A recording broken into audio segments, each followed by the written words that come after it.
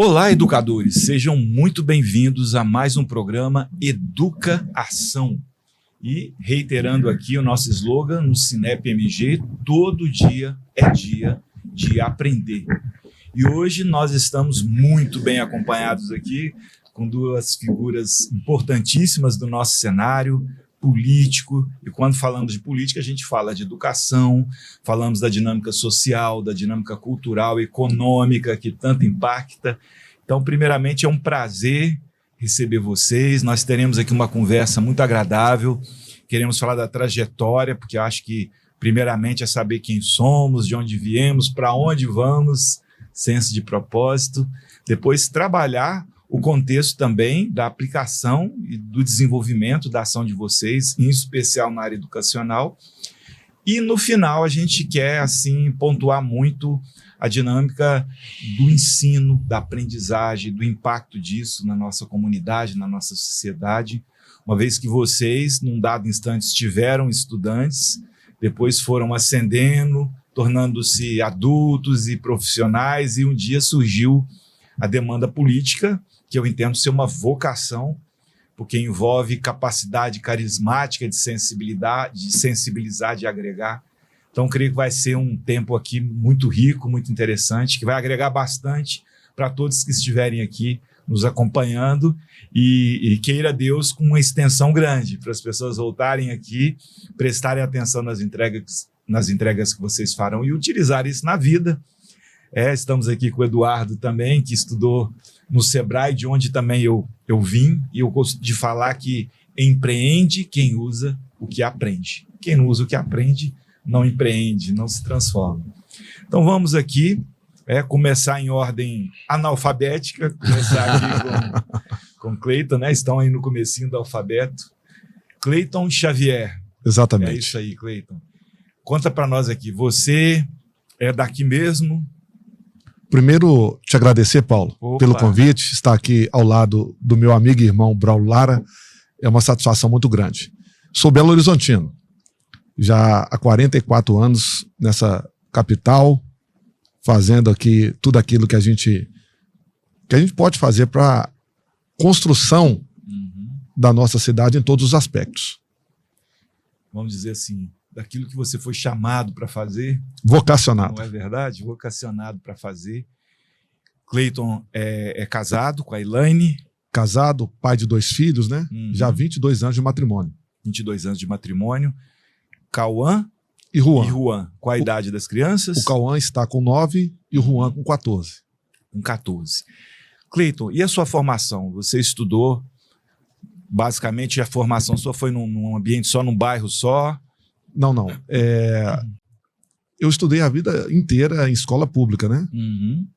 Na época, o fundamental no bairro União, depois o ensino médio no bairro Santa Inês. Parte no Santa Inês, na Escola Estadual Presidente Dutra. Sim. E parte numa escola ali na Assis Chateaubriand, Floresta, no Paulo Mendes Campos. Paulo Mendes Campos, também escola pública. Escola pública. Sua formação sempre foi em escola pública. Escola pública. E depois me formei em Direito em 2015, né? Fui aprovado no 16º exame da Ordem dos Advogados em 2016. E eu já estava policial. Sim. Eu passei no concurso da Polícia Civil em 2008. Então, já vai 17 anos de polícia já. O que chamou você para a formação acadêmica foi o seu exercício profissional. Ali você se sentiu vocacionado e falou, eu preciso aprimorar, desenvolver esse conhecimento.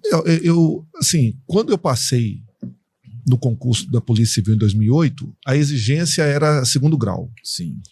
Então, na época, eu ainda não tinha graduação na área do direito, mas eu percebia, no início da minha carreira policial, que era fundamental saber do direito para poder trazer mais qualidade para as investigações. Porque quando você vai fazer uma investigação buscando a materialidade, a motivação, a autoria de uma infração penal, sem entender do direito, você compromete a investigação.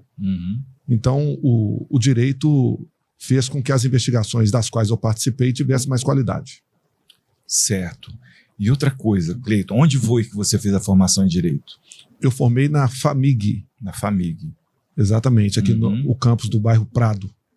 Qual a sua principal lembrança da FAMIG? O que mais reverbera em você hoje, depois da sua formação? Não, assim, o comprometimento dos professores da FAMIG foi algo espetacular. Eu mantenho amizade com todos os professores da minha graduação, sabe? Inclusive tem 2 até que trabalham hoje na Câmara Municipal de Belo Horizonte, né, com coincidência. E dentro da nossa turma, eu me recordo que 90% eram policiais militares. Olha só. Então, assim, nós tínhamos essa característica da turma, que já trabalhava com segurança pública. Então, isso marcou bastante, porque eu percebi uma disposição dos professores nesse olhar de segurança pública, né? Sim. Então, eles ensinavam o direito, direcionando ou inclinando, vamos dizer assim, o conteúdo do programa da graduação para a área da segurança pública. Isso ajudou bastante. Até mesmo motivando com que os meus colegas pudessem, quando eles foram fazer, inclusive quando eu fui fazer a prova da Ordem dos Advogados, na segunda fase, quando você escolhe, por exemplo, o penal, e tendo uma graduação voltada para a segurança pública, dificilmente você não consegue uma aprovação na Ordem dos Advogados, né? Eu, particularmente, consegui a aprovação no 8º período. Tirou de letra. Antes não tinha nem se formado. Não tinha formado. Estava no meio do curso. Exatamente. Sim. E os meus colegas também. Hoje já atuando, alguns foram, são oficiais da Polícia Militar, né? Outros estão advogando. Nós temos relatos de colega porque eu fiquei muito tempo, né? E tem muito tempo que eu não os vejo, né? Que não tive a oportunidade de vê-los, mas que passaram em concurso para a magistratura. Olha só. Né? Passaram também no Ministério Público, na Defensoria.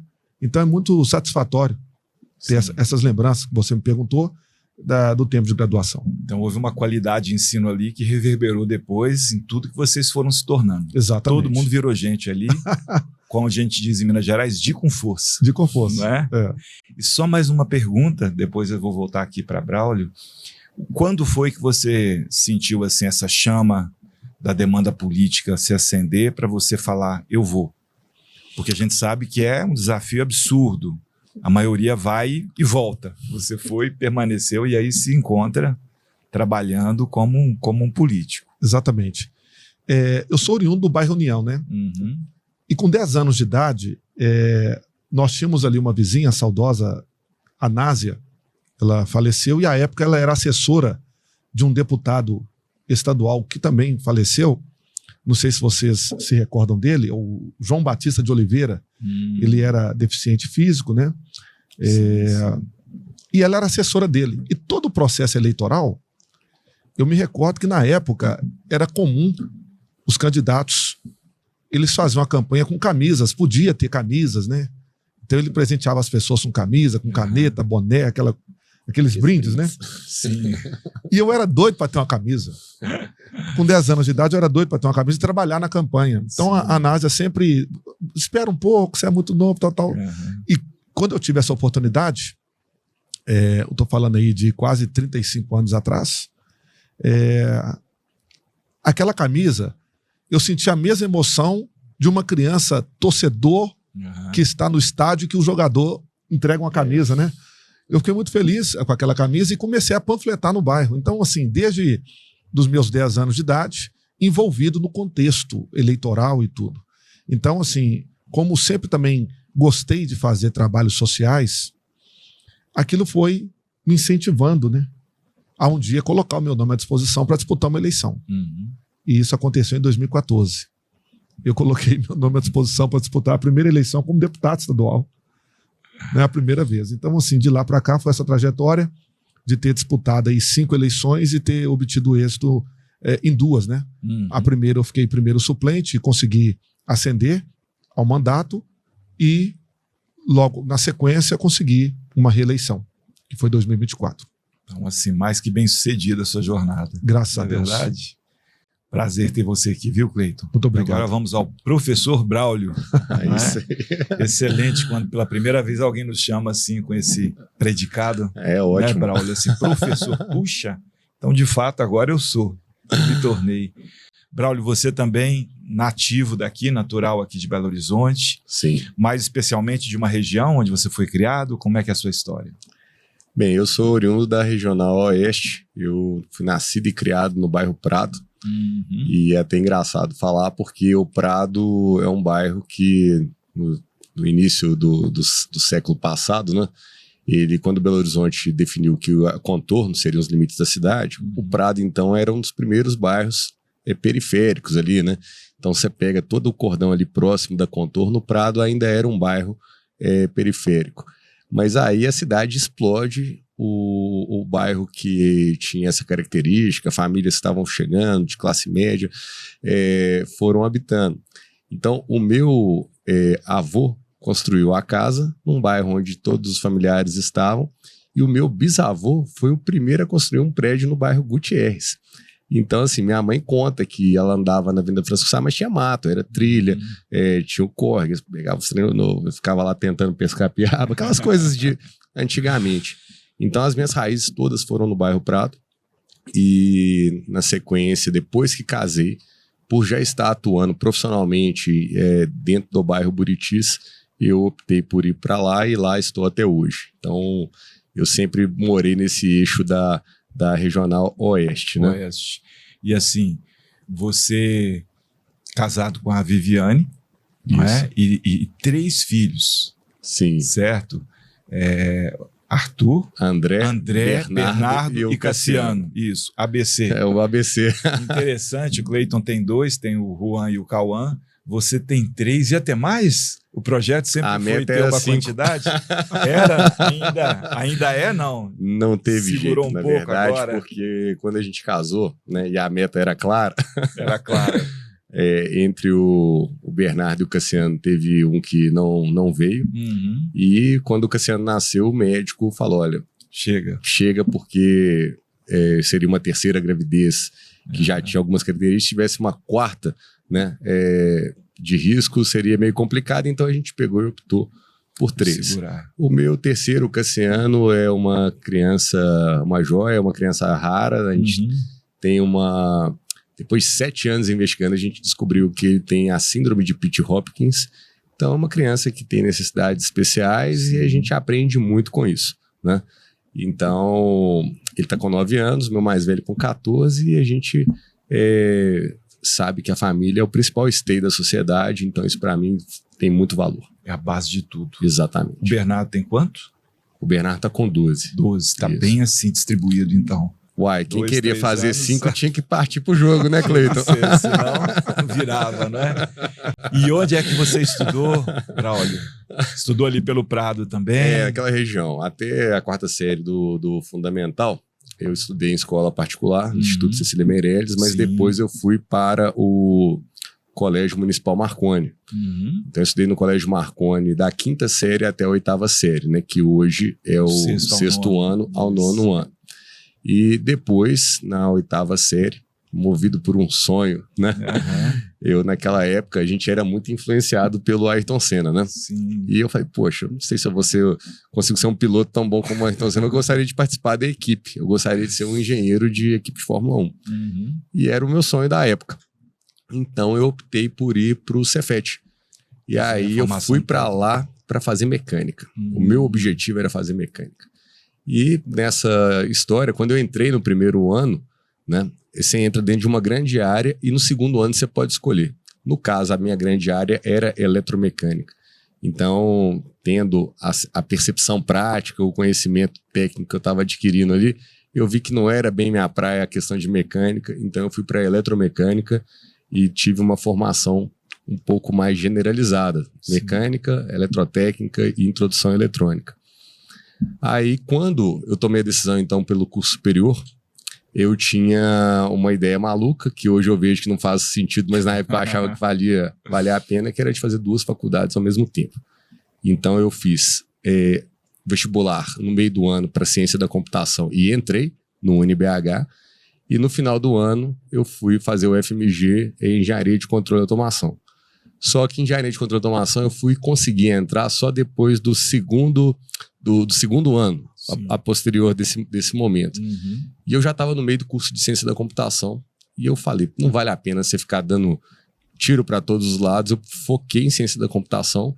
Então eu terminei o curso na UniBH em 2003, que eu me formei, e fui para o mestrado também na área de ciência da computação para me especializar na área de pesquisa operacional, que é a otimização combinatória, programação linear. É coisa de doido, né? Só que... E na época até E tem uma questão interessante de comentar, né? Já que a gente está aqui no podcast do Cinep, o meu trabalho de dissertação de mestrado foi desenvolvendo um modelo de otimização para instituições de ensino superior. O objetivo era como fazer uma maximização do atendimento, dos quadros de horários, observando a minimização de custos para otimizar realmente a alocação de professores, que sempre é um desafio em todas as escolas, né? Olha só. E aí fui, mas neste momento veio um ponto da minha vida que eu entrei numa bifurcação e fui para outro lado. Eu recebi um convite para montar uma empresa na área imobiliária. E a gente estava exatamente no boom imobiliário. Todos os jornais, todas as revistas da época, tudo falava que era o principal veio econômico do país e que era muito promissor. Então, mesmo ainda com pouca idade, eu estava com 26 anos na época, eu peguei e decidi ir para o mercado imobiliário. Nesse momento, como a minha vida estava muito indo para o lado da administração, eu acabei fazendo uma especialização em gestão de custos e controladoria. Então, para dar uma consertada assim, na trajetória, porque eu estava muito na área tecnológica e precisava de ir para a área de gestão. Mas virei um empresário a partir desse momento. Então, foi uma trajetória também bem intensa, porque não só com imobiliária, mas com construtora, com incorporadora, eu fiz muitos projetos, vários prédios na região do Buritis, inclusive. Incorporei mais de 30 projetos que passei para várias construtoras, porque eu não tinha capacidade de executar tudo. E no pico dessa trajetória, eu cheguei a ter mais de 1.000 funcionários trabalhando em canteiros de obras. Então, assim, bem foi jovenzinho. Um boom. Trabalhava 24 horas, né? 24 não, né? É só enquanto eu estava acordado. Mas, enfim, foi muito intenso. E aí eu fui para o mercado de construção civil. E aí teve um ponto engraçado nessa trajetória. Você já namorava e vivia nessa época? Já. Ela é testemunha de todos esses passos e é minha parceira em todas essas batalhas, todas essas decisões. Certo. E nessa jornada, tenho um amigo, o professor Wellington, e a gente estava no meio da trilha, e eu comentei com ele, falei, professor, eu já tinha tido a experiência como monitor de disciplina na faculdade, a vontade de ir um dia dar aula. E ele pegou e falou, mas você tem vontade? Eu falei, tem. E aí, não passou uma semana, ele me fez um convite, porque um professor tinha acabado de passar num concurso e deixou uma disciplina importante do curso de Engenharia Civil da Uni, e fui convidado e assumi, portanto, a disciplina. Então, desde 2011, eu atuo como professor no ensino superior. Exatamente. Não parou nunca mais, ainda nunca hoje parei. E foram muitos anos lecionando na Engenharia Civil, que apesar de eu não ser um engenheiro civil por formação, na minha formação de engenharia na área de computação, mas eu estava conectado com o mercado de imóveis, né? Então, eu estava exatamente lecionando onde eu, de fato, atuava como empreendedor. E isso foi uma jornada super bacana também. Conheci muita gente e já lecionei para mais de 1.000 alunos. Então, assim, eu encontro engenheiros por todas as partes. Falo, professor Braulio, você foi meu professor e tal. E aí a gente vai tentando lembrar cada um, mas enfim, né? Então, antes de chegar, né, a essa experiência que hoje eu vivencio na política, né, a minha jornada é no mercado de imóveis, no mercado de construção e na atuação docente dentro da faculdade de engenharia civil. Tudo concomitante? Você continua empreendedor, professor? Então, hoje eu tenho a minha empresa, lógico, depois que a gente passou por aquele período de recessão muito forte entre 2015 até 2017, o mercado ficou, na verdade, a gente viveu uma recessão muito pesada no país. né? E foi um momento que eu também tive que readequar e conjuga com o momento onde eu me disponibilizei para ser candidato a primeira vez. Isso que eu levantar essa bola aqui. Quando foi que você percebeu que a mosquinha azul picou você e você falou, você isso? Dentro dessa atuação empresarial, em 2012, eu enxerguei que essa bomba iria explodir no país, porque os fundamentos econômicos já estavam sendo totalmente negligenciados. E eu me preocupo, inclusive, hoje, porque é exatamente a mesma coisa que está acontecendo. A gente está vendo um cenário muito similar ao que a gente viu em 2012. E nessa época, ainda bem que eu enxerguei, eu tomei a decisão de ir diminuindo até parar. Quem trabalha com esse segmento onde os projetos são de longa duração, eu falo o seguinte, uma incorporação imobiliária às vezes pode durar um ciclo longo de 5 anos. Sim. Entre o início na prospecção de um terreno até você finalizar a venda da última unidade, pode ser que você tenha um ciclo longo. Provar projeto e tal, aí você entra em obra. Você não consegue parar um negócio desse na hora que você bem entende. É como se fosse uma locomotiva carregada que entre pisar no freio, né, e parar, demora um tempo. Sim. Então, de 2012 até 2014, eu fui parando de lançar novos empreendimentos e concluindo tudo. Então, chegou no final de 2014, eu entreguei minha última baixa habits. E foi o ano da eleição presidencial, né? E a gente viveu no país, em 2013, aquele tanto de manifestação nas ruas e todo mundo inconformado, né? Lembra dos 20 centavos, né, Cleiton? Todo mundo sem saber direito porque que estava manifestando. Mas me fizeram uma pergunta naquela época de quem que você votou? Putz, quem que eu votei, né? Não lembrou. Cara, eu não tô dando atenção devida pra política. E a gente fica cobrando dos outros, se você não tá dando exemplo, não. Então, a partir de agora, eu tenho que ser uma pessoa que sabe dar essa resposta com firmeza e justificando. Então, eu passei, por obrigação, a acompanhar política. Então, em 2014, eu procurei dar um voto muito embasado. E, assim que a presidente foi reeleita, o castelo de areia, a mentirada que a Dilma Rousseff estava colocando, ruiu muito rápido. E eu fiquei indignado de coração pela primeira vez, de ter uma sensação de ter sido enganado por mentiras, apesar de não ter votado nela, mas assim, de ver o tanto que as pessoas manipulam a política, tentam manipular, né? Sim. Então, eu puxei o ar e falei, não vamos deixar isso barato. Então, eu comecei a participar, em 2015, de todos os movimentos fora Dilma que aconteceram. E num desses, o meu padrinho, que é meu tio, e tá sempre próximo, ele pegou e me instigou. Você devia ser candidato, então, vocês são mais novos e tal. Eu tava com 34, né? Eu também tenho 44, viu, Cleiton? Nós somos da geração de 81, da década de 80. Olha só. Eu puxei o ar e falei, então eu vou. Eu não sabia como que eu ia fazer, não, mas eu fui, né? E aí você começa o próprio conhecimento da política. Eu fui no peito e na raça, eu não sabia. Não tinha ainda o entendimento de como que as minhas decisões influenciariam no caminho. Mas eu tive, então, a minha primeira experiência de candidatura em 2016. Tive uma votação de 2.200 votos que foi super bacana. E aí eu falei, poxa, é muita gente entrando lá e assinando a procuração, te dando tipo assim, estou junto com você, tá? E assinou, né? Que seria o voto, né? O voto para mim é isso. Então, neste momento, aí eu assumi a posição, falei, poxa, todo político que perde eleição some. Falei, poxa, eu não vou sumir. Eu comecei um trabalho que é um trabalho de me posicionar como uma pessoa que se habilita a fazer um trabalho público e vou sumir porque perdi? Não. E aí eu já estava engajado com a associação de moradores do meu bairro.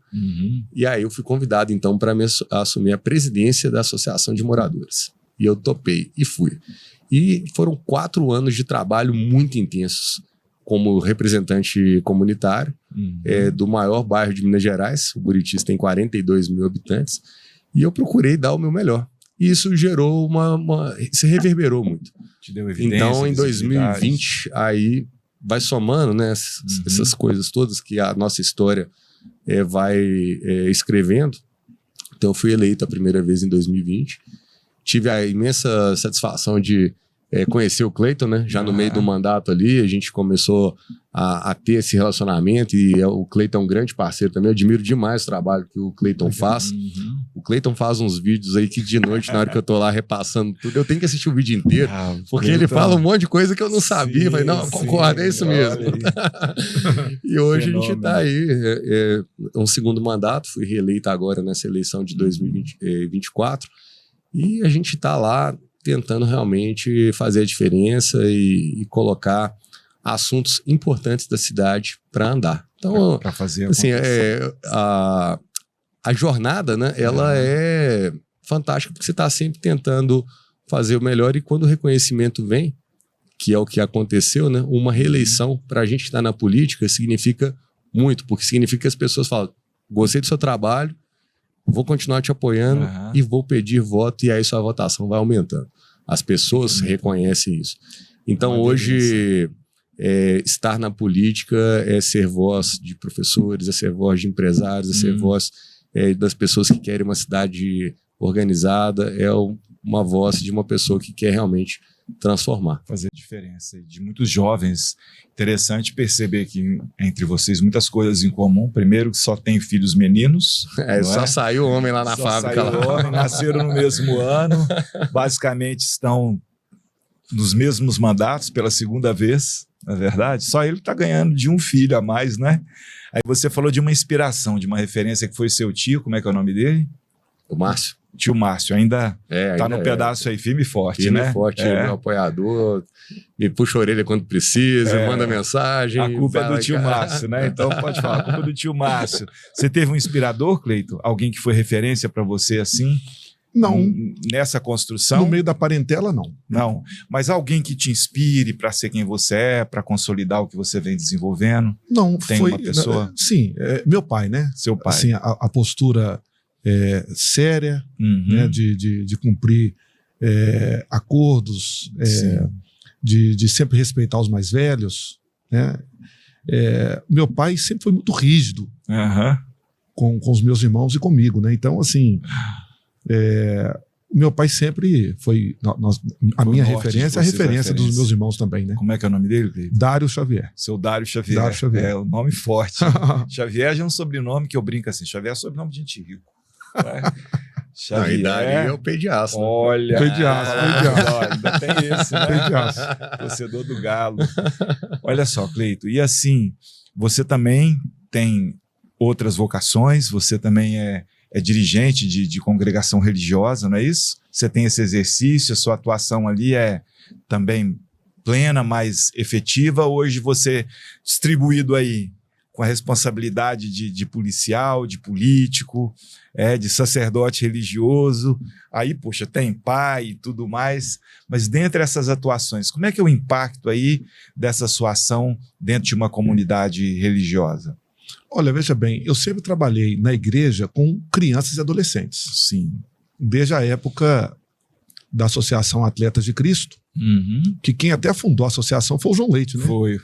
O João Leite fundou... Goleiro do Atlético. Em 81, junto com o Baltazar, com o Silas, o Jorginho. E aí, quando foi 2007, eu comecei a presidir essa associação e reunir atletas não só do futebol, mas outras modalidades esportivas também. Você já atuava como atleta também? Não, você era só um coordenador. Não, eu atuei, mas eu não tive projeção, assim, e não tive sucesso, vamos dizer assim, né? Mas... Qual modalidade, Cleiton? Futebol. Futebol também. Eu rodei bastante. Sim. Mas assim, não era vontade de Deus, né? Sim. Então, e esse trabalho com os atletas de Cristo foi dentro da igreja. Então, a gente deu sequência até os dias atuais. Eu não sou dirigente de uma igreja, né? Eu faço parte de um corpo ministerial, né? Auxiliando o trabalho na igreja, com casais, com jovens também. Mas eu não sou, como diria, o dirigente da igreja, não. Entendi. Né? Você participa lá com responsabilidades pontuais. Exatamente. Certo. Né?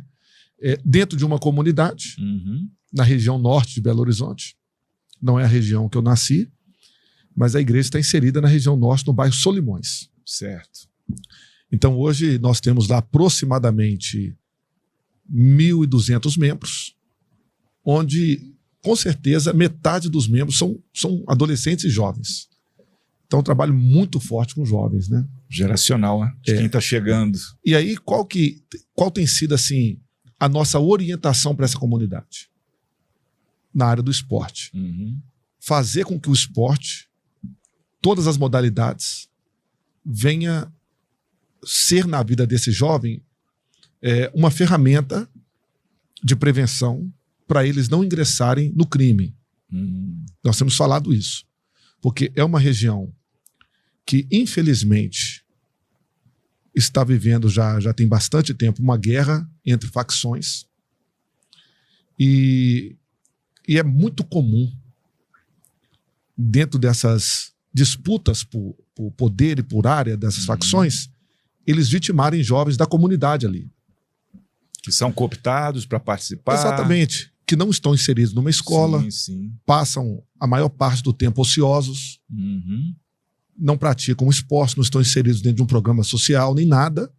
E aí, qual tem sido a nossa palavra para os jovens que estão na igreja? Olha, vocês precisam estar inseridos em programas, se qualificarem, fazerem cursos profissionalizantes, ou estar dentro do esporte, qualquer modalidade que seja, ainda que você não tenha a intenção de ser um atleta profissional, um lutador profissional, um faixa preta de jiu-jitsu, mas que você esteja ocupando o seu tempo, não ficando ocioso nas ruas, para que vocês não sejam aliciados para o crime. Para que vocês não tenham o mesmo fim desses jovens que nós estamos vendo morrer, tendo a vida ceifada precocemente, e esses jovens não chegam a 30 anos de idade. Então, esse tem sido o papo com os jovens na igreja. Vamos dizer assim, esse é um dos principais projetos seu dentro da sua plataforma política. Vamos dizer, o foco seu está muito inteirado nisso, na área de segurança, de prevenção, o educacional, trazendo os jovens para além da formação, digamos ali, natural do ensino regular. Sua plataforma mais pontual seria essa? Nos últimos 5 anos, eu tenho feito um trabalho nas escolas. Eu comecei falando sobre pedofilia. Eu comecei falando sobre prevenção, abuso e exploração sexual de crianças. Você ganhou notoriedade até com alguns vídeos aí que bombaram, né? Mas aí é mais recente. Sim. E aí, eu batia na porta das escolas para poder falar de prevenção ao abuso sexual. Utilizando sua vivência também como policial civil, como policial, e tudo mais. Né? Vendo o dia a dia de crianças sendo abusadas. Essa experiência também de ser educador na igreja de jovens, adolescentes, e também ter a vivência da realidade dos meninos. E tem muitas crianças que chegam na igreja vítimas de violência sexual. Aí eu comecei a ir nas escolas e bater na porta das escolas e pedir para falar sobre esse tema. E aí uma outra escola permitia, enfim. Só que aí depois eu fui ampliando as abordagens, assim, os temas, né? Aí eu comecei a falar de prevenção ao uso de drogas, que eu percebia também que muitas crianças e adolescentes estavam ingressando muito jovem como aviãozinhos do tráfico. Aí eu comecei a falar de prevenção ao uso de drogas. Há uma pesquisa que 60% dos adolescentes, né, que tem de 12 a 18 anos incompleto, que usaram droga pela primeira vez, o fizeram por causa de curiosidade. Porque eu ouvia falar de maconha, ouvia falar de outros entorpecentes, mas nunca tinha visto e nem tido contato. Sim. E na primeira oportunidade que tiveram de ver e ter contato, experimentaram. Então, o trabalho de prevenção ao uso de droga é muito importante. Fazer o adolescente, ou permitir ele, melhor dizendo, ter um contato visual com o que é a cocaína, o que é a maconha, o que é um entorpecente, uma droga sintética, para ele poder ver e quebrar um pouco essa curiosidade dele, para quando ele estiver numa festa ou num outro contexto, ele já não tem a curiosidade de ver, de pegar, e ele já saber qual que é o efeito alucinógeno desse entorpecente. Então tudo isso é tratado. Comecei a falar de bullying, de cyberbullying. A gente sabe que até 2 anos atrás a prática do bullying, do cyberbullying, não era tipificado. Era enquadrado em outro tipo penal diverso, mas não tinha uma tipificação clara no ordenamento penal no nosso país, o bullying, cyberbullying. Comecei a falar sobre isso e também percebi a necessidade de falar sobre o uso indevido da rede social, porque eu percebia muitos criminosos, estelionatários e também pedófilos usando da rede social para poder aplicar diversos golpes, inclusive com algumas ferramentas de tecnologia, até que a polícia usa na investigação, esses criminosos usando, entrando através das redes sociais e conseguindo, assim, objetivos como estupros virtuais e aliciamentos de menores. Eu comecei a falar sobre isso. E por ter um filho atípico também, Braulio, meu filho de 14 anos, o Juan, ele tem TDAH e ele faz terapias, né? E também toma medicamento. Eu comecei a falar sobre a atipicidade do ambiente escolar em razão de algumas mães terem procurado a minha esposa e falado: o Elaine, o Cleiton é vereador, será que ele não podia nos ajudar? Porque as escolas estão ligando, a gestão das escolas estão ligando para a gente buscar os nossos filhos, que deu uma crise na escola. Uhum. E as escolas não estão cumprindo legislação federal no tocante à contratação de profissionais específicos de apoio. Sim. Dentro das escolas, enfim. Aí eu comecei a ouvir essas mães, tendo um filho atípico também, com laudo e etc. Eu falei: olha, eu vou abraçar essas mães. E o grupo foi crescendo, foi crescendo, foi crescendo. Nós criamos um grupo de famílias atípicas, e aí eu fiz a primeira feira integrativa de autismo, que aconteceu lá no Espaço Vila Rica, na Pampulha, na Avenida Fleming. E, para minha surpresa, assim, inicialmente, a feira, Braulio, tinha o objetivo de quê? Dessas famílias poderem fazer exposição de produtos artesanais, da culinária, enfim, para poder levantar recurso, para poder pagar as terapias, enfim. E aí eu fui surpreendido, porque nesse espaço já acontece uma feira que não é da tipicidade. Uhum. Mas eu fiz no mesmo espaço, no mesmo horário, num dia diferente. E nós tivemos 6.000 pessoas passando pela feira. Olha só. De 8 da manhã até às 17 horas. Quantos expositores tinham? Com 70 expositores. 70 expositores. E foi um sucesso muito grande. E daí nós começamos a fazer simpósios, seminários tratando do tema. Então eu falo essas abordagens nas escolas. E hoje as escolas é que me convidam para ir. Então tem até dificuldade de agenda para poder atender. Todas. A maior parte escolas públicas? A maior parte escola pública. Sim. E as particulares também têm me feito o convite. E o assunto principal hoje não é nem a prevenção ao uso de drogas, é o bullying. Sim. É a violência dentro da escola. E eu tenho percebido essa crescente da violência nas escolas. E um vídeo que deu 20 milhões de visualização, que repercutiu em todo o Brasil, foi porque em uma escola pública, sim, na hora do recreio, teve uma briga entre alunos. E eu estava, nesse momento, na sala de professores, com os professores conversando, tomando um café. E aí, aquela gritaria, fomos lá para ver o que estava acontecendo. E aí, quando chegamos ali e separamos a briga, um dos alunos de aproximadamente 13 anos, indignado com a professora, até hoje eu não entendo o motivo da ira dele contra a professora, ele chamou ela na mão. Então, vem na mão. Eu não vou brigar com ele, vem na mão. Chamou a professora. Aquilo me chamou a atenção, acalmamos os ânimos ali e tal. Aí eu fui para a segunda palestra. Quando eu chego no local da palestra, no auditório, ele estava lá atrás, com os meninos e tudo. E aí, antes de começar a palestra, eu comecei a dar uma bronca nos meninos. Só que o menino que trabalha comigo já estava filmando. Uhum. Então eu comecei a dar uma bronca, ele filmando isso aí. E aí deu a palestra e tal. Ele foi e fez o recorte. E me pediu permissão para colocar no Instagram. Sim. Falei: pode colocar. Ele colocou. Só que eu não sabia que o negócio ia bombar. Então o negócio viralizou de uma forma. E aí, depois disso, os outros vídeos foi pegando o mesmo embalo de dar uma repreensão no aluno, dizendo para ele que ele não pode, de maneira nenhuma, bagunçar o ambiente escolar. Ele não pode agredir professor, obviamente, mas assim, a gente pegando pesado com eles, de que eles não podem se comportar dessa forma e tal. Então, pegando esse lado, o negócio espalhou muito. E hoje, os convites têm sido para falar de bullying. Então, digamos ali, você acabou fazendo uma entrega ali que supre uma demanda que a gente percebe, né, Braulio, da sociedade. De entender que está muito assim solto, e a gente percebe que as famílias sentem muito a falta realmente da questão da da aplicação da autoridade, não só no sentido da aplicação, como do recebimento também de quem demanda, para que se cumpra simplesmente aquilo que é combinado. Você falou de acordo, igual você falou do seu pai, e aqui também ele evidencia, né, Braulio, muito da plataforma do desenvolvimento do trabalho dele, muito vinculado, que começa com o seu pai, seu inspirador, sua referência, e hoje esse impacto social todo, viralizando e proporcionando para você o público também que hoje te elege, que te subsidia, que te cobra também para desenvolver o seu trabalho.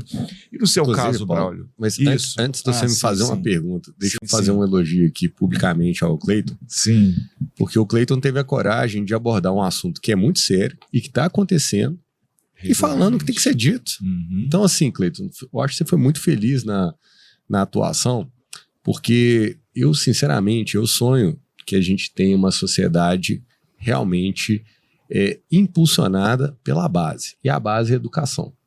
Quando a gente vê essas cenas na educação básica, né, a gente está falando assim de anos iniciais da vida da pessoa, né, ensino fundamental 1 e 2, né, às vezes o ensino médio, e ver tanta gente, infelizmente, tendo atitudes displicentes com relação a uma palavrinha que, infelizmente, no Brasil começou a ser esquecida, que é disciplina. A disciplina foi abandonada em ambientes onde deveria se ter disciplina. Como que você vai garantir um ensino de qualidade se você é o primeiro a esquecer que há necessidade de ter disciplina? E disciplina dentro de sala de aula envolve respeito ao professor, envolve a questão da organização, a questão do horário, a questão do cumprimento das metas. A gente, né, tá na década de 80, né, Cleiton? Na nossa época, escola pública era tão boa quanto a particular, sim. Referência. Mas aí, hoje, politicamente, a gente tem que entrar nesses assuntos. Sim. Mas eu entendo que nós tivemos um grande erro na educação em 93, se não me engano, 93, que foi a escola plural. Em vez de você elevar o nível de quem não está conseguindo de fato chegar, o Brasil optou por tipo assim, qualquer um chega a qualquer condição. E eu vi nesse movimento de ninguém mais ser reprovado, a pessoa não precisa ser exigida mais a chegar no nível mínimo de qualidade, de performance acadêmica, os professores começaram a deixar com que o nível fosse baixando. O nível foi baixando, eu estou falando de nível acadêmico. Mas só que isso reverberou também para o nível da disciplina, do nível de exigência.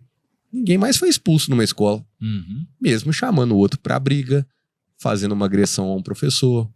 E aí os próprios professores começaram a ficar com medo de dar aula, de encarar situações difíceis, né? Porque tem aluno que não deveria estar ali. Mas quem vai falar isso para ele? O professor, ele está com medo. Ele tem medo da represália, ele tem medo de chegar para dar aula e ter o seu carro arranhado, ele tem medo de ser agredido, ele tem medo de ser caçado fora da escola. Então ele começa a relevar. Até pela família dele. E aí começam os problemas, porque esse problema social, que virou um problema de segurança pública, que entrou junto com a educação, que virou com o problema da saúde mental, foi tudo juntando. E dentro de uma perspectiva política de discussões de temas complicados da sociedade, muita gente se furtou a ver o óbvio que estava acontecendo ali. E aí a gente cai em discussões que, dentro do nosso campo educacional, começam a haver outras medidas que, na verdade, são para tentar resolver esse tipo de problema que a gente acumulou. Por exemplo, a discussão da escola cívico-militar. No dia que eu vi a primeira vez, na época passou naquele programa que chamava CQC, eles mostraram uma escola do Amazonas que mudou o formato de gestão, passou a ser cívico-militar num ambiente extremamente degradado, complicado e com problemas mil. E eles conseguiram, então, dar uma guinada, e aí, de repente, um lugar que era extremamente hostil e que não entregava bons resultados acadêmicos passou a ser um lugar de disciplina, um lugar de conhecimento e um lugar onde os alunos começaram a se destacar, mesmo numa região extremamente degradada. Aí vai passar 5 anos, vai passar uma década, vai passar o tempo, a gente muda esse jogo. E eu vejo dentro do ambiente educacional, por exemplo, dificuldade de espaços de discutir disciplina dentro de sala de aula, de discutir, inclusive, esses métodos.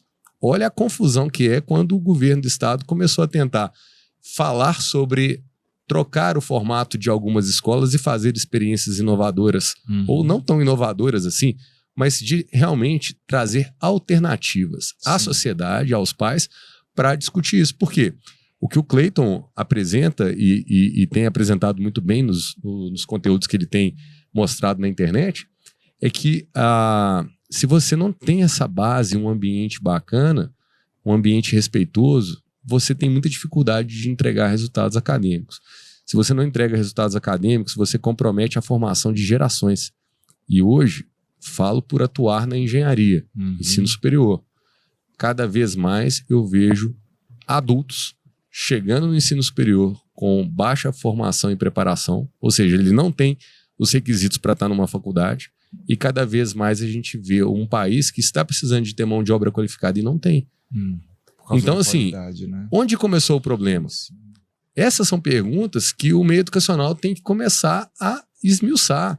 E sem colorações e bandeiras ideológicas que, infelizmente, atrapalham muito a discussão, né? Eu sonhava que os meus filhos todos estudassem escola pública. Hoje eu não tenho coragem de deixar. Não tenho coragem de deixar. Sabe por quê? Porque eu não me sinto seguro de que a gestão vai olhar para todo esse enredo educacional, como eu faria, naturalmente, e com, infelizmente, viés ideológico enviesado. Então, assim, a gente tem que acostumar no país a pensar que a régua tem que subir e não ficar só descendo a régua. Mesmo, obviamente, sendo um pai de criança atípica, assim como o Clayton também que é outra história, outra questão.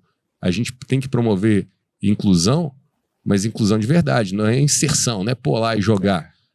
Isso aí é uma outra pauta, mas a gente está falando o seguinte, das crianças como um todo, a grande maioria, de saírem realmente com uma formação do próprio ensino médio que já permita que ela ande e prospere na fase adulta.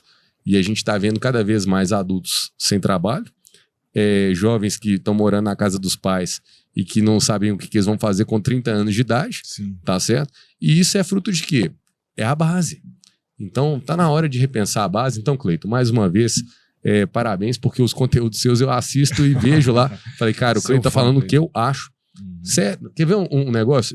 Desculpa que eu tô falando, mas volta a bola, Paulo. Aí você toca aqui o nosso bate-papo. Um dos projetos que eu imaginava no passado era justamente de ter bons professores que hoje, às vezes, até já estão aposentados, doando 2 horas aula por semana, 4 horas aula por semana, que eu acho que não mata ninguém, para ir para as escolas onde os índices estão mais deteriorados para resgatar essas escolas. E sabe por que eu acho que esse projeto não dá certo? Porque as pessoas têm medo de ir para os lugares mais complicados. Nas escolas de periferia que estão com o tráfego próximo, onde a gente tem cinturões de pobreza, onde essas supostas regras não funcionam bem, e que na hora que você for tentar fazer um trabalho desse, que vai ter que chamar de novo a disciplina, ao trabalho ostensivo, muita gente vai jogar pedra. Então, assim, a gente vai criando distanciamentos sociais ao invés de realmente promover educação de qualidade para todos. Incluir, agregar, não é? E assim, a gente vai voltar nisso. No final eu vou pedir para vocês para tratar um pouquinho da questão da qualidade da nossa educação, fazendo um paralelo principalmente com a educação particular, que de fato hoje tem uma qualidade muito superior, e eu vou pontuar nas perguntas que fizer aqui adiante. Mas, Braulio, trazendo aqui para a mesma dinâmica que a gente trabalhou com o Clayton, da sua plataforma. Ele colocou muito aqui, a atuação dele está muito vinculada a essa questão da própria formação, da área da segurança, da área da interação do jovem, para oportunizar acesso a ele e as famílias. No seu caso também, tem uma trajetória de educador, de professor. Quem são hoje as pessoas do seu público e como que é a sua atuação nisso? Eu procuro ser um político propositivo. Então, assim, eu gosto de olhar para um problema e já imaginar uma solução. Porque a grande dificuldade das pessoas é pararem olhando para um problema e ficar reclamando dele. Eu acho que você tem que enxergar uma saída. Sim. E quanto mais alternativas de saída você tem, você pode, inclusive, decidir pela melhor. Mas a sua obrigação não é de ficar reclamando e sim de propondo alguma solução. Então, quando eu comecei o trabalho na Câmara, eu tinha o meu passado, uma militância de ser representante comunitário, que está reclamando ali por causa de um asfalto, por causa de uma árvore de poda, de uma festa que foi até de madrugada enchendo a paciente de todo mundo e que tem que resolver o problema de perturbação sonora, que tem, enfim, problemas de bairro normal que todos os lugares têm e que todos os lugares têm as mesmas dificuldades, que é de engajamento das pessoas. Uhum. Hoje o ser humano, de um modo geral, né, o cidadão, ele só ativa se o problema realmente for da porta da casa dele. Mas ele, às vezes, é indiferente ao problema de quem está do lado. E você, como líder comunitário, você tem que conseguir fazer com que todos enxerguem e percebam o valor desse movimento como um todo. Se dá óculos Então, para eles, para enxergarem de maneira convergente, vamos dizer. Exatamente, porque a notícia ruim anda rápido. Sim. Agora, a notícia boa é que é o problema. Uhum. Porque ela não anda. As pessoas não encaminham pautas positivas para as outras. Elas só enxergam a treta, a confusão. Então é muito mais fácil as pessoas crescerem no caos do que, na verdade, com um trabalho sério e organizado.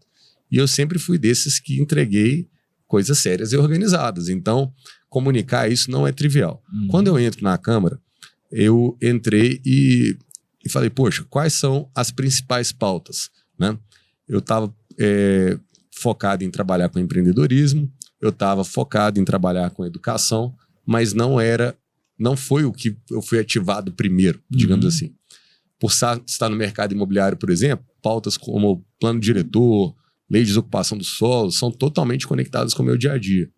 Mas quer ver uma que eu entrei e não estava no script? Falei, daqui a pouco alguém vai chegar e vai falar, não é possível que esses vereadores não estão vendo esse tanto de morador de rua na cidade. Ninguém faz nada. E essa frase, ninguém faz nada, eu falei, comigo não. E aí a gente começou. Achar um caminho. Vamos achar uma solução. Sim, sim. Qual é o problema? E começamos a atuar tentando enxergar o problema. E mesmo sem ter a pretensão de ser a pessoa que, tipo assim, que tem a varinha mágica para resolver o problema, como se a sua ideia fosse a melhor de todos, não. A política pressupõe o diálogo e a escuta ativa. Então, se você realmente quer encontrar uma solução, escute todo mundo. E seja o articulador de criar uma saída para que todo mundo venha aderir àquilo ali e a gente vai andar junto. E aí, na época, a gente tinha a nossa Comissão de Desenvolvimento Econômico e eu pautei um grupo de trabalho que chamava BH Sem Morador de Rua. Cleiton, você ainda não tinha chegado. Só de eu botar o requerimento com o nome do grupo de trabalho, eu comecei a apanhar, tomar pedrada de tudo quanto é canto, e chamando de tudo que você imaginar, mas ninguém tinha vindo conversar comigo, né? Então eu vi uma militância extremamente ácida, nervosa, sem nem ter falado com eles. O pessoal já estava me atacando, aporofóbico, higienista e blá, blá, blá, blá, blá, blá. Bem, mesmo assim, com toda a paciência do mundo e disciplina, eu fui organizando audiências públicas mensais em cima do tema e trazendo cada um dos entes que se conectam com o problema. Então, tem que conversar com as entidades, tem que conversar com as entidades de assistência social, com as associações de bairro, com a assistência social da cidade, com a polícia militar, com a polícia civil, com o Ministério Público e vim trazendo... Tem muita parte religiosa que trabalha nisso também, né? Também, as ONGs, todo mundo. Igrejas recolhendo os moradores. Todo mundo foi chamado na mesa. E foi super interessante, porque você começa a ouvir pontos de vista diferentes. Mas uma coisa era fato. A gente não pode, na verdade, se contentar com uma cidade que cada vez mais cresce o número de moradores de rua. Algo está errado. E está errado mesmo, porque na hora que a gente vai e vê dentro da assistência social vagas para as pessoas no abrigo e o cara não quer ir para lá, o que está acontecendo? Opa. E aí, já no meio do caminho, quando o Cleiton veio para a Câmara, né, nós inclusive dividimos a CPI da Pop Rua, né, Cleiton? O Cleiton foi o relator, eu fui o presidente e nós fomos juntos em todos os equipamentos de assistência social de Belo Horizonte que cuidam da pasta de morador de rua. E aí a verdade vai se revelando. E aí volto na questão. A cidade ficou durante quase 3 décadas sob um prisma de direcionamento, de percepção ideológica em cima dessa matéria. E o que a gente está produzindo é uma cidade horrorosa, desorganizada, onde a violência já entrou para esse segmento. Então, toda semana tem um morador de rua que morre, Sim. que é violentado. Por quê? Porque, na verdade, a cidade, ao invés de criar um encaminhamento para que essas pessoas restaurem a vida digna, ela começou, na verdade, a ser tolerante com tudo. Sim. Deixar arder, pode ocupar o que quiser, fazer o que quiser e blá, blá, blá. Então, é desafiador você entrar numa pauta que você nunca tinha mexido. Mas essa é uma das que hoje eu vejo o grito de socorro das pessoas comuns para que isso se resolva. Infelizmente, nessa semana teve uma situação onde um morador de rua isolou um tijolo de concreto em cima do túnel da Lagoinha e acertou um carro em cheio, desfigurou o rosto de uma pessoa que não tinha absolutamente nada a ver com isso. E de repente, assim, isso é um crime, né? O Cleiton tá aqui, ele é policial, ele fala, isso é um crime. Mas daqui a pouco estão justificando, mas ele era dependente químico, Sim. ele era usuário de drogas. O que foi feito? Quantas vezes que ele já passou no sistema de assistência social da cidade e nada foi feito? Por que não foi tratado? Então, hoje temos projetos, eu sei que são projetos que geram polêmica, mas que a gente está discutindo isso para quê? Para criar ferramentas jurídicas e normas para que o prefeito possa atuar, para que a gente reduza essa população. Entrei na questão dos contratos milionários, que muitos a gente apontou dentro da CPI da Lagoa da Pampulha, que são frutos de corrupção na cidade. Então a gente tem o nosso maior cartão postal, uma referência do modernismo no planeta, porque a Lagoa da Pampulha e seus monumentos são tombados, patrimônio da Unesco. Eles têm tombamento em todos os níveis. E a gente vê uma lagoa que, infelizmente, gasta-se muito dinheiro para tentar, entre aspas, resolver, mas, na verdade, é um dinheiro que está saindo pelo ralo. E, então, são pautas que eu comecei a atuar, e isso ganhou uma certa relevância, mas tudo isso por quê? Porque a gente não tem medo de ir realmente para botar o dedo na ferida, para ir para frente, né? E nisso, o Cleiton, como meu parceiro aqui, a gente esteve junto na CPI da Pampulha, antes da chegada teve também Caixa Preta da BH Trans. E qual que é o senso comum? As pessoas, CPI não dá em nada, isso aí é só blá blá blá. Não, o problema é que a gente quer tudo em curto prazo. As pessoas não têm paciência para que esses processos se consolidem em longo prazo. Então, é o dilema, que é um dilema da política, mas é um dilema da educação também.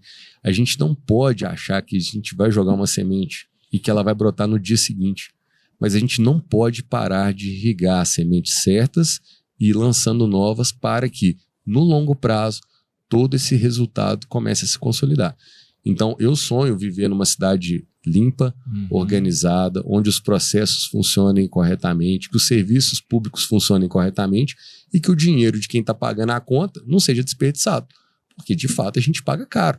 E a gente precisa de ter encaminhamento. Então, hoje o Braulio é um vereador que ganhou relevância na cidade como um todo. Então, eu saí ali de uma atuação local Associação e isso bairro, expandiu. Né? E a gente tem tentado trazer dentro dessas correntes, não só de melhoria de desenvolvimento econômico, mercado imobiliário, a questão da organização dos processos com relação à assistência social, moradores de rua, a questão da Lagoa da Pampulha, a questão de melhorar os nossos pontos turísticos, fazer a cidade ser mais integrada com relação a isso. Então, são desafios e a gente continua trabalhando. E eu falo que política é o seguinte, você trabalha de fato 24 horas, porque sua cabeça não desliga um minuto de estar sempre pensando nessa solução e agregando, né? Porque não basta você fazer um bom trabalho, as pessoas também têm que estar junto contigo, apoiando, dialogando, conversando, porque é isso que faz, enquanto democracia, a gente avançar. A gente desenvolver. E é assim muito rico perceber que há uma inteireza entre vocês, apesar dos públicos serem distintos, então ficou muito claro que, por exemplo, o Cleiton está muito dinamizado na área de humanas, você na área de exatos. Quando você fala do acolhimento que você desenvolve, tem a ver, sim, com a parte da engenharia, da arquitetura, e você com a questão social, de humanidade ali, de dinâmicas. Isso tem que ter complementação, inteireza. E indo para a etapa final, hoje o programa está um pouco maior, em função de que nós estamos aqui com 2 parlamentares aqui, vereadores, e falam, então, puxa, explanam ideias, a gente enriquece muito agregando esse valor e tendo mais discernimento até do papel da gente como cidadão, a partir da coragem de quem assume essa responsabilidade de ser um político, que na essência da palavra é algo muito mais lindo do que pejorativamente vem se tornando. Indo aqui, então, finalmente, para a questão educacional. Hoje, Cleiton e Braulio, primeiramente aqui o Cleiton, a gente sabe, inclusive vocês têm essa vivência, que a educação particular hoje ela tem uma qualidade, não é assim superior, é muito superior. Até porque, como o Braulio bem disse, o pessoal gosta da notícia ruim, da notícia trágica. E a gente tem uma excelente notícia, que é o fato da escola particular brasileira, e em especial a mineira, ser uma das melhores do mundo. O nosso desempenho no teste PISA é elevadíssimo. Das 10 escolas com maior desempenho em Enem, a maioria está aqui no nosso estado. Belo Horizonte, Ipatinga, Berlândia, a gente tem qualidade elevadíssima. Isso é pouco divulgado. Eles divulgam quando a gente cai um pouquinho no ranking. As escolas particulares estavam em 8º, caíram para 11º. Puxa, mas ainda estamos entre as melhores do mundo. E colocando aqui em âmbito nacional, em âmbito mineiro, eu falo, a educação particular de Minas é uma das melhores do país. E quem pode matricula os seus filhos numa escola particular. Há exceções, como o Colégio Militar em Belo Horizonte aqui, que chega a dar 36 candidatos por vaga, mas tem escolas como a escola que Eduardo estudou, que é uma escola particular de uma mensalidade expressiva, que hoje tem 5, 6, 7 candidatos por vaga. Então a gente percebe também outro movimento. Em áreas mais periféricas, geralmente um professor do ensino público empreende, cria uma escola ali na periferia com a mensalidade menor, e a família que pode espreme o seu orçamento e coloca a criança ali na escola particular, abrindo mão de outros confortos. Então, dentro da vivência, da experiência de vocês, que estudaram escola pública, assim como eu também, qual é, assim, a diretriz hoje para buscar, né, esse, digamos aí, desligamento do ideológico com o aprendizado, para melhorar a qualidade, para trazer, de fato, ordem, também como vocês abordaram, disciplina, para que a qualidade do ensino público melhore e a gente passe a ter uma sociedade melhor. Como que você vê isso, Cleiton, primeiramente? Olha, Paulo, eu fico um pouco triste com a maneira como a educação é tratada, tanto na esfera federal, quanto na esfera estadual e municipal. Porque ainda se discute na escola pública, por exemplo, um teto que não atende à importância que tem o educador, o professor dentro da sala de aula. Os professores, eles não são professores por causa do salário, obviamente. Eles têm falado isso comigo. Eles gostam da sala de aula e se sentem vocacionados. Aqui em Belo Horizonte, nos últimos 6 meses, nós tivemos 3 autoextermínios de professoras. Nós temos 120 professoras aproximadamente afastadas, com problemas emocionais severos. Então, tudo vai colaborando, contribuindo para que o professor esteja na função de lecionar, mas doentes emocionalmente, por causa de vários fatores. A falta da valorização do governo para com a educação tem feito com que isso venha se acentuar. Então, nós precisamos criar condições de estrutura, segurança e valorização dentro do ambiente escolar. Os professores, de fato, eles estão assim desanimados da profissão na rede pública de ensino. Eles estão desanimados. Eles têm falado isso comigo. Muitos têm desanimado. Inclusive, nos últimos, digamos aí, 3 meses, os professores têm sido, assim, na maioria das vezes, falado comigo no intervalo ou na sala de professores, que até dezembro agora, eles vão desistir da profissão, muitos vão desistir. Então, num futuro bem próximo, eu não vejo com bons olhos o que poderá se tornar a escola pública no Brasil.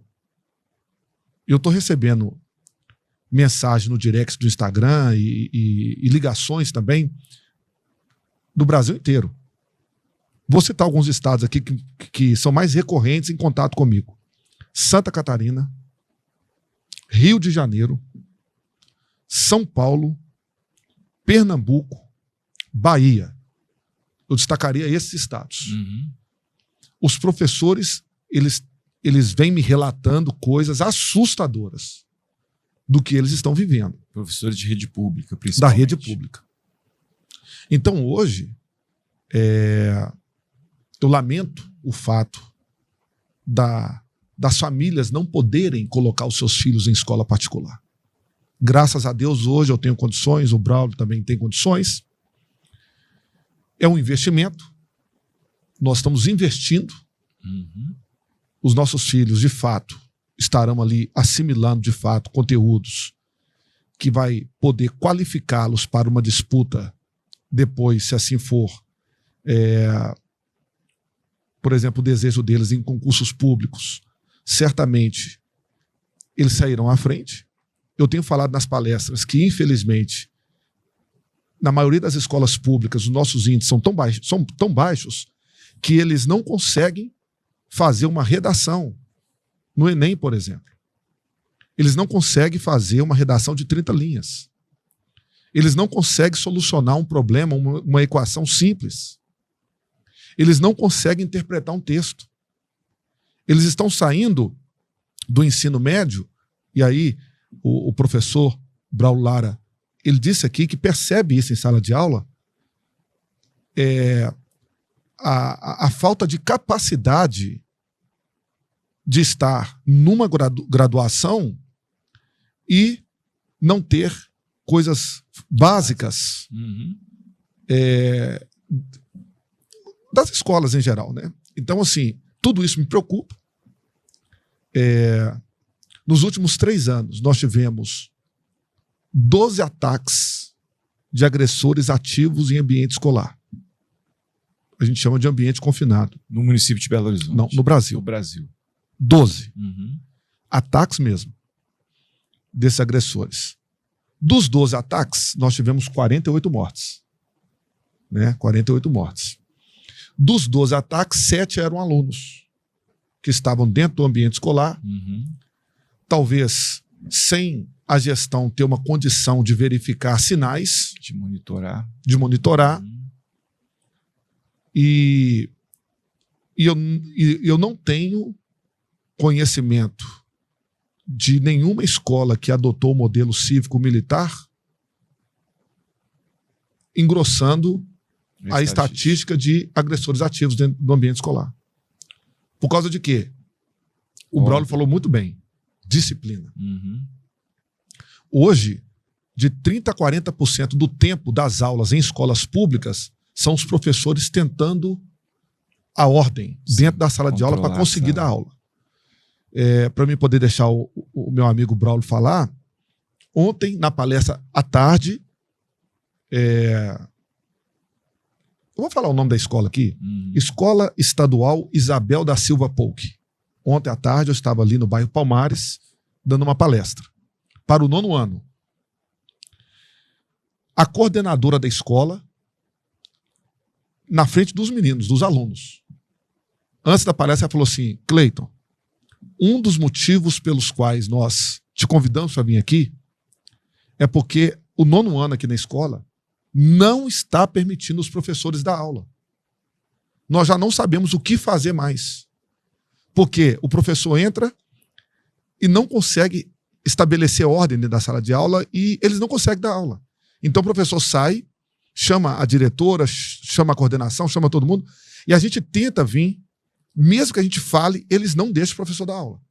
Aí eu achei aquilo estranho, e aí eu fui levando o assunto,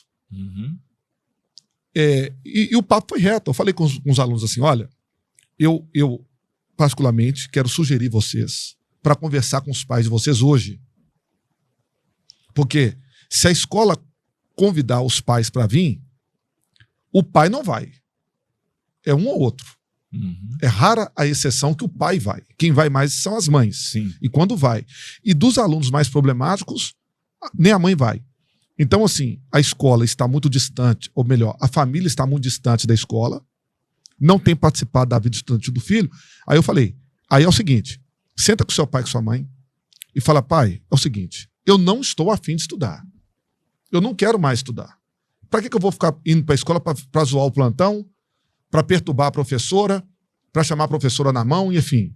Vou fazer o seguinte, esse negócio do conceito tutelar ficar no pé, que a justiça obriga, que o Código Civil obriga a matrícula escolar. Pô, pai, vou fazer o seguinte, deixa eu colaborar como menor aprendiz ou como jovem aprendiz e colaborar com a despesa da casa, mas não quero ir para a escola mais não.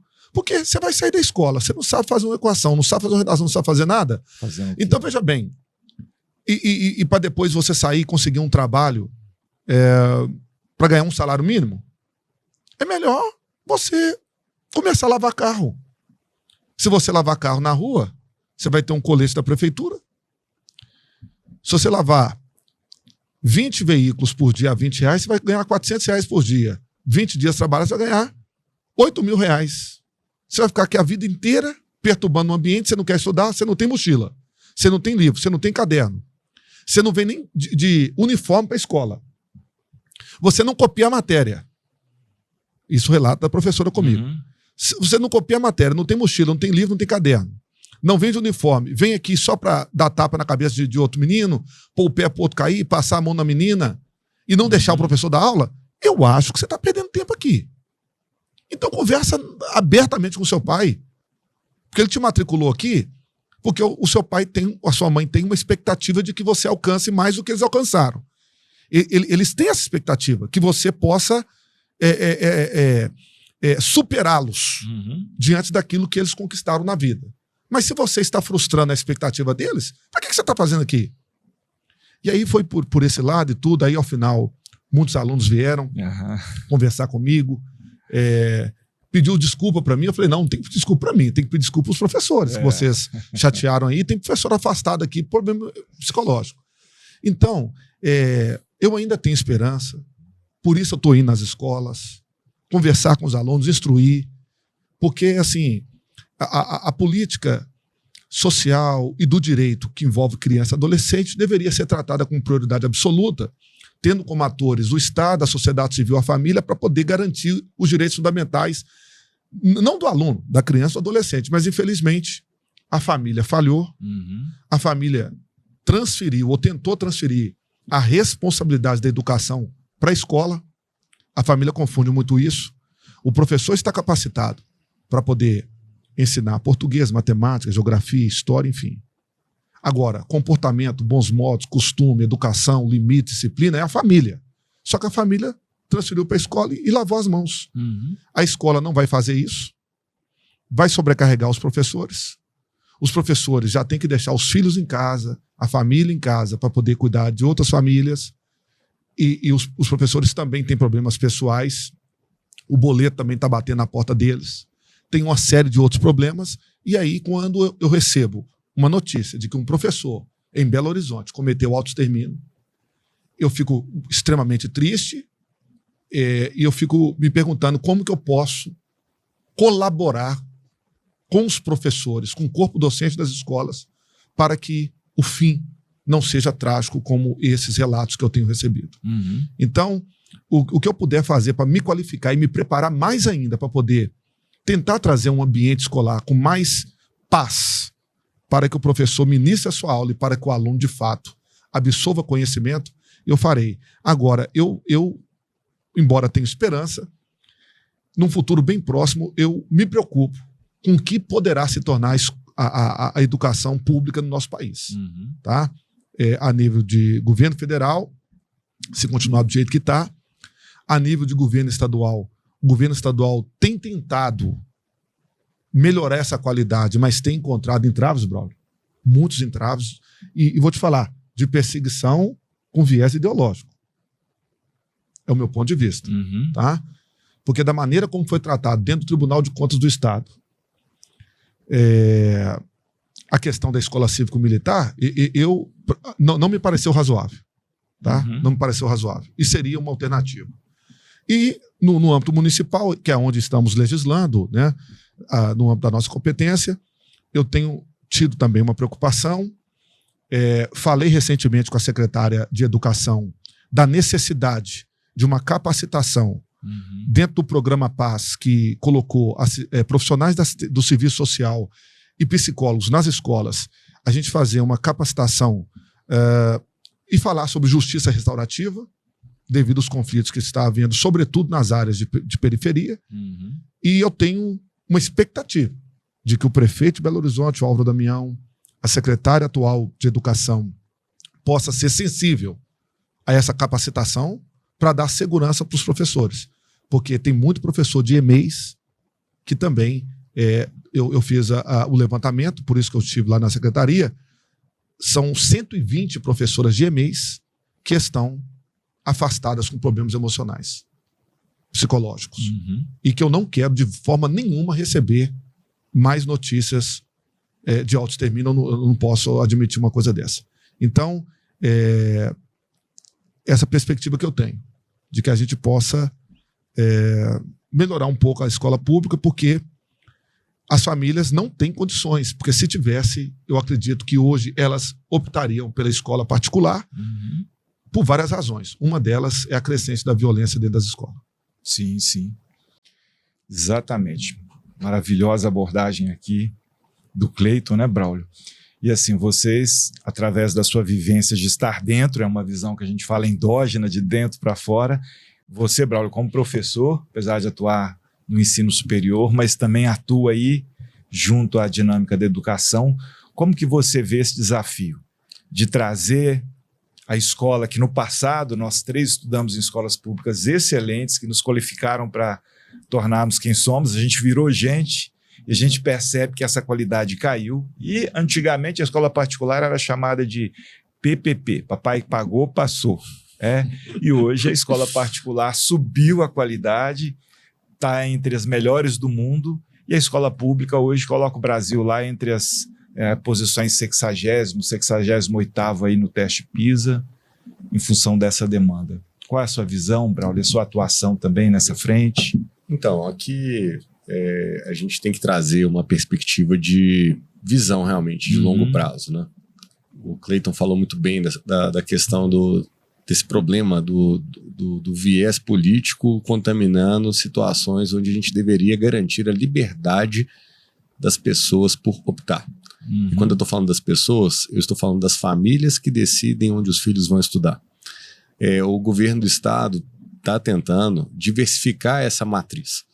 Porque uma das formas que você garante um crescimento em qualquer setor econômico chama-se múltipla concorrência e livre iniciativa. Onde as pessoas têm livre iniciativa, você dá espaço para que perspectivas inovadoras surjam, novas formas de se agir possam ser testadas, e aquelas que são mais bem-sucedidas são naturalmente reconhecidas pelo consumidor, pelo cidadão, pela sociedade. Então, por que as escolas particulares hoje são mais procuradas? Se a pessoa tem condição, ela faz questão de garantir esse investimento nos filhos, porque ela enxerga valor. A pessoa enxergando valor, ela vai pagar, ela vai querer. E esse querer é o que faz com que uma perspectiva inovadora possa ser bem-sucedida. E olha quantas boas escolas do ecossistema particular de Belo Horizonte, de Minas Gerais, se despontaram por terem lançado, há alguns anos atrás, perspectivas inovadoras.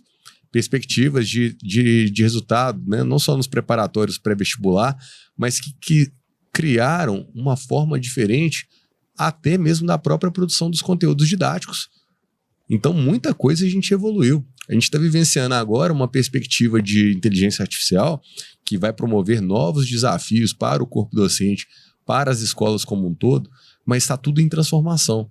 E quando o cliente, né, quando o consumidor, quando o pai e a mãe percebem valor, eles vão tentar, de fato, entregar para os filhos o que é melhor. Então, um ambiente onde você permite essa livre iniciativa tende a melhorar mais rápido do que você querer sempre o quê? O Estado centralizador, a perspectiva que só sai de um lugar e todo mundo no mesmo sindicato rezando a mesma cartilha. Eu acho um absurdo todo ano escutar que professores entraram em greve. Se tem um jeito mais sacana de prejudicar um aluno, uma família, é o tal da greve de professor. Que depois tem que repor e ir lá nas feiras. E todo mundo sabe que essa cartilha é velha. Porque quando eu era aluno, já acontecia. E continua em 2025 acontecendo as mesmas coisas. Para quê? Para deteriorar mais a educação pública? Porque não está gerando solução. Se você acha que greve de professor está gerando solução, meu amigo, me desculpa, você não está sabendo nem ler um relatório, então. Não resolveu nada até hoje. E os mesmos operandes de mobilização que acontecem só estão trazendo prejuízo para quem? Para as crianças, para os adolescentes. Então, a gente precisava de deixar que as gestões das escolas fossem mais, tivessem mais liberdade, por exemplo, de contratar e demitir professores, de poder pagar mais por resultado. Ou seja, por que todo mundo tem que ficar engessado na mesma planilha de cargos e salários que foi inventado não sei por quem? Por que você não pode ter essas compensações? Uma das perspectivas que o governo do estado está trazendo é o projeto Somar, que é uma modalidade onde a escola é de gestão particular, mas recebe o dinheiro público para que ele dê educação de qualidade e gratuita. Ou seja, em vez de você só ficar abrindo escolas públicas, por que você não pode pegar então e pagar para que escolas particulares entreguem um serviço de educação? São quatro escolas no projeto Somar hoje ou mais? Só as 4 ainda, só. Não é? Sim. Por que não pode ser 100? Por que não pode ser 200? Por que não pode ser mais 300, rápido, né? a gente crescer? Não, aí vem sindicatos, professores travando tudo, é lobby lá em Brasília que não pode. Ou seja, é a turma do atraso. Gente, professores, pessoas inteligentes, vamos abrir a cabeça, vamos perceber a educação por outro ângulo. Então, assim, eu não atuo diretamente na pauta, mas eu, como um professor e acompanhando as notícias e formando a minha opinião, eu diria, nós precisamos de trazer mais flexibilização para que iniciativas inovadoras aconteçam. O empreendedor social de periferia, de bolsões de vulnerabilidade social, que abre uma escola no peito e na raça particular, você vê, às vezes, o filho de uma faxineira fazendo assim, ó, a pessoa pagando uma escola particular porque ela quer que o filho, de fato, tenha uma oportunidade melhor do que ela. Por que essa escola que é particular não pode receber do Estado o pagamento pela vaga do aluno que ela vai ocupar ali? São possibilidades reais, a gente não precisa de ficar só colocando mais peso na máquina pública. A gente pode ter o mundo das escolas particular atuando junto com o poder público e dando educação de qualidade para as crianças. É isso que eu acho que a gente tem que fazer. Não pode ter o público isolado e o particular isolado. Vamos permitir que a escola particular entregue vagas públicas, tá certo? O governo paga a conta, porque ele tem que pagar, ele tem um mínimo constitucional, inclusive, com a educação, e vamos elevar o nível de qualidade. A gente precisa de jovens e de adolescentes que saibam fazer as operações matemáticas, que tenham segurança de resolver uma equação, de executar uma regra de 3, que façam uma boa redação, que seja possível de comunicar bem, que leiam um texto e entendam, que tenham o básico de geografia, história, de biologia, enfim. A gente não pode ter analfabetos funcionais na idade adulta, do volume que a gente está tendo hoje no nosso país. Infelizmente. Mas se é hora de repensar a educação, já passou da hora. Então, assim, esse debate aqui hoje, eu agradeço o espaço para a gente colocar essas opiniões e, quem sabe, influenciar quem está com a caneta na mão, quem está na posição de decisão, para realmente saber que a gente só vai transformar o nosso país se a gente transformar a nossa educação pela base. Sem dúvida.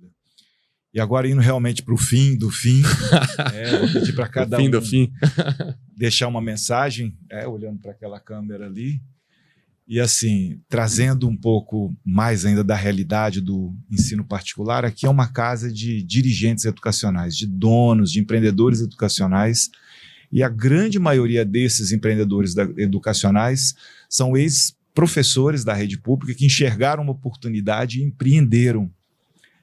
O Eduardo aqui, que trabalha com você, ele vem de uma instituição que forma projeção de mente de de iniciativa, como vocês são, empreendedores da iniciativa política, da iniciativa social, e a gente percebe que o Brasil carece muito dessa cultura. Então você fala do Projeto Somar.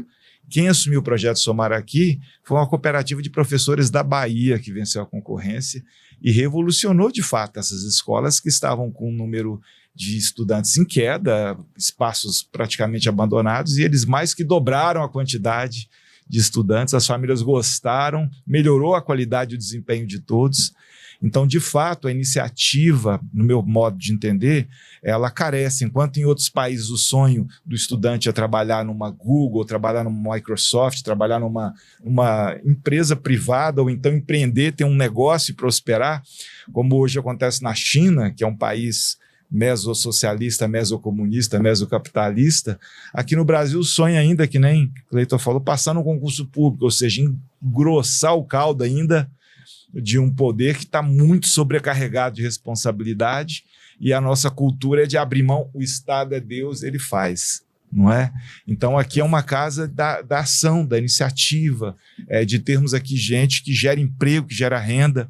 O entorno do nosso segmento emprega indiretamente muitos outros setores que funcionam principalmente no período letivo. Quando é férias já não tem tanta renda. E um outro detalhe importante, que eu acho que agrega valor também no desenvolvimento do trabalho de vocês, é que o ensino superior no Brasil hoje, que na esfera federal ele ainda tem qualidade, mas hoje também o ensino particular superior já vem assim ganhando qualidade, em especial nos cursos da área de saúde, de engenharia, e em crescente. Como vocês estudaram em instituições particulares de ensino superior e se tornaram quem vocês se tornaram por causa da qualidade que vocês encontraram e desenvolveram para serem quem vocês são. Então, agradecer a disponibilização do tempo de vocês. A gente sabe da atividade intensa que vocês desempenham, acompanhamos aí nas redes sociais.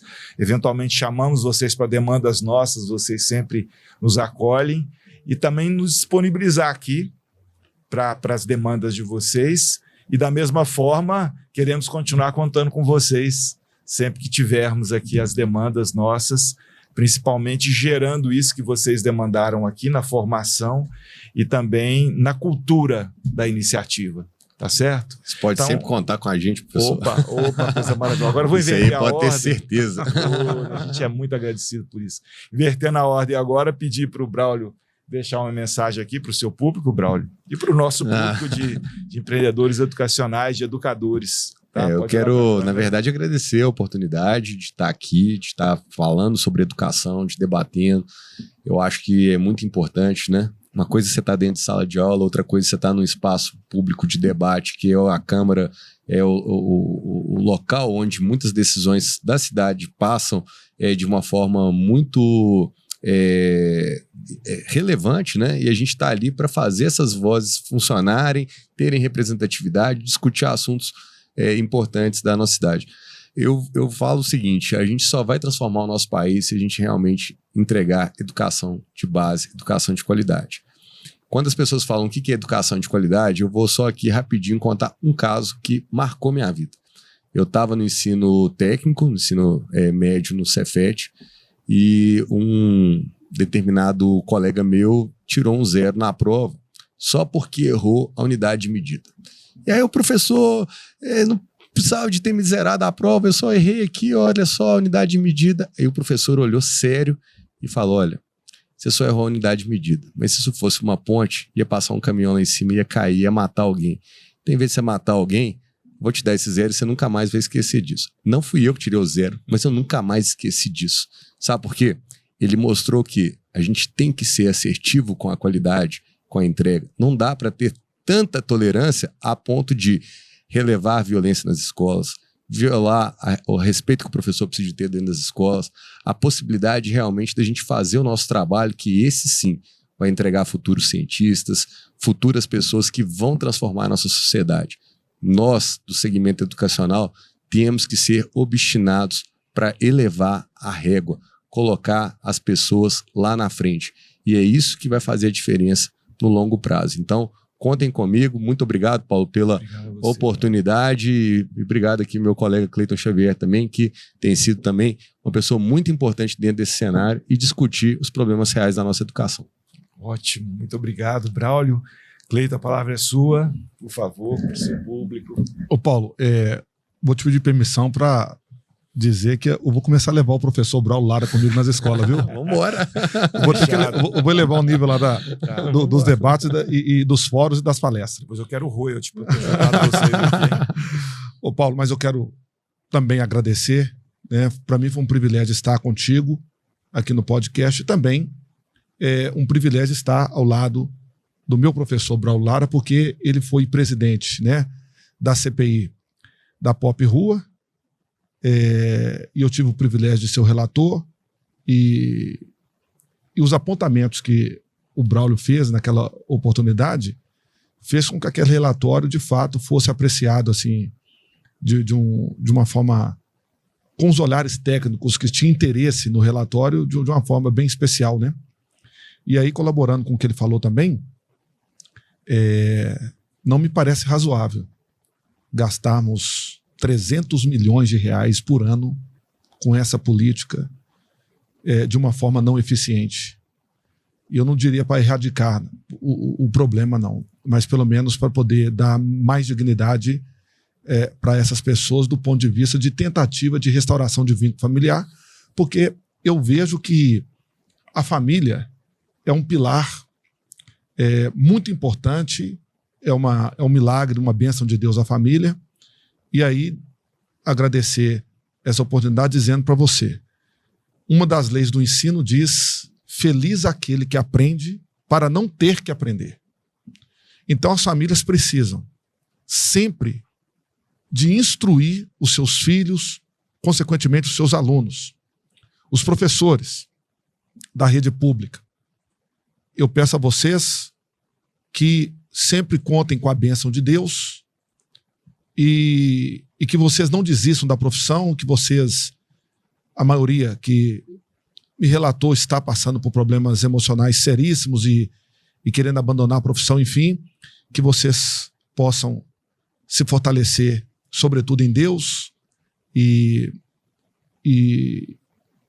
ter esperança de que Deus pode operar um milagre na sua vida, na sua família também, né?